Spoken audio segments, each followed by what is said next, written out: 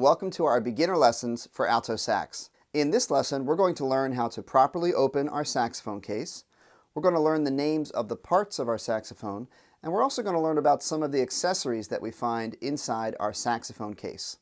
The first step is to place your saxophone case on a flat, sturdy surface like the floor. Make sure that the two latches and the handle of the case are facing toward you. Now, before you open the case, this is really important.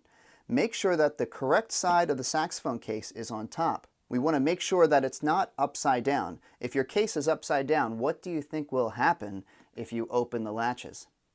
You guessed it. All of the parts of the saxophone would fall out onto the floor and you might break something.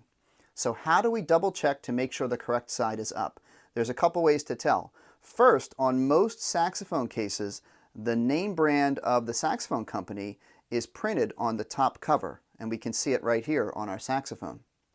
Also, the top lid of the saxophone case is usually smaller than the bottom part, and we can see the smaller part is on top. So once we've made sure that the correct side of the case is facing up, we can open the latches and lift the lid. Here we have the inside of our saxophone case. The saxophone only has three parts. First, let's find the mouthpiece. The mouthpiece is the smallest part of the saxophone. This is the part that we blow into. Here we have the neck. The neck has a piece of cork at the end where the mouthpiece is attached. And the biggest piece of the saxophone is this right here. This is called the body. Right here at the top is where the neck is attached. Here are all the keys that we press to play the notes.